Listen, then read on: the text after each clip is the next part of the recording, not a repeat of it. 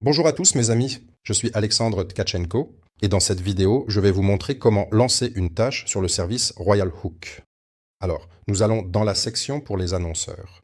Ici, nous choisissons une tâche et nous avons deux options, des tâches classiques et des tâches rapides. C'est-à-dire que dans les tâches classiques, nous pouvons réaliser absolument tout ce que nous voulons, mais avec une vérification manuelle. Autrement dit, nous pouvons commander absolument n'importe quelle tâche. Abonnement à un service, commentaire, inscription, diverses actions, tout ce que vous souhaitez, vous pouvez le commander via une tâche classique. Nous allons maintenant choisir une tâche rapide, car elles n'ont pas besoin d'être vérifiées manuellement. Tout se fait automatiquement. Autrement dit, nous passons aux tâches rapides. Nous avons choisi la plateforme Telegram. Ce service propose actuellement trois options. L'abonnement à une chaîne Telegram, à un groupe et les commentaires. Je suis en train de sélectionner « S'abonner à une chaîne Telegram ». J'insère le lien ici. Veuillez noter que vous devez insérer ici le lien vers votre chaîne Telegram uniquement au format HTTP. Plus loin, j'ai coché cette case. Mais en général, on clique ici, voici les instructions. Nous copions ici le bot Telegram. Si vous ne comprenez pas, lisez-le. Je vais ensuite sur ma chaîne Telegram, je clique sur Administrateur, j'ajoute un administrateur, je colle le nom ici, je le sélectionne, puis je le supprime. Je laisse uniquement l'ajout d'abonnés et j'enregistre. Voilà, maintenant le bot est dans les administrateurs. Et donc ici, nous cochons la case. Il était nécessaire d'ajouter le bot au groupe ou à la chaîne. Pour plus de détails, cliquez sur les instructions et copiez là-bas si vous ne savez pas où copier, ou bien cochez ici la case « Confirmer l'ajout du bot ». Bien sûr, on ne coche la case que si on a bien ajouté ce bot. Si vous ne l'avez pas ajouté, cela ne fonctionnera pas. Ensuite, le nombre de tâches. Ici, nous écrivons bon, essayons d'entrer 10 000. Le coût de la tâche, nous le voyons ici, voilà, plus précisément 0, ici, on voit 2 points après le 0. Donc, à ce stade, essayons le minimum et voyons ce que cela donnera.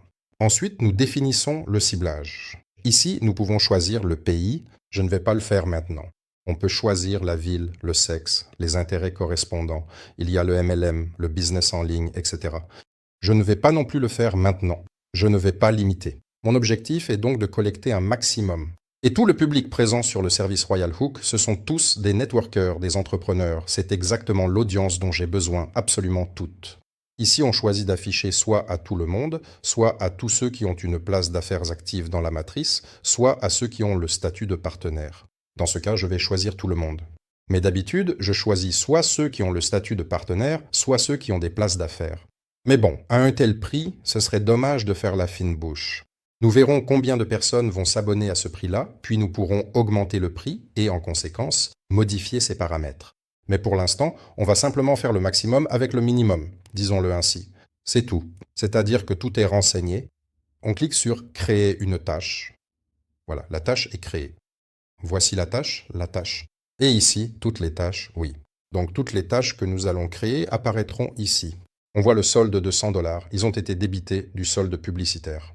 Je rappelle que le compte cadeau ne permet de payer que les bannières et la publicité contextuelle. Les tâches et la publicité vidéo ne peuvent être payées qu'avec le compte publicitaire. Eh bien, c'est tout. Ici, nous pouvons modifier si nous le souhaitons. C'est-à-dire que nous pouvons modifier au cas où nous aurions fait une erreur de lien, si quelque chose s'est mal passé, si nous voulons ajouter ou augmenter quelque chose. Eh bien, en fait, c'est ainsi que vous pouvez procéder.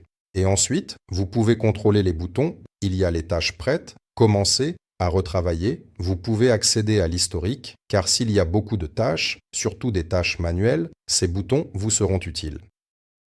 Eh bien, c'est tout. C'est tout pour aujourd'hui. Nous verrons ensuite quels seront les résultats. À bientôt dans la prochaine vidéo.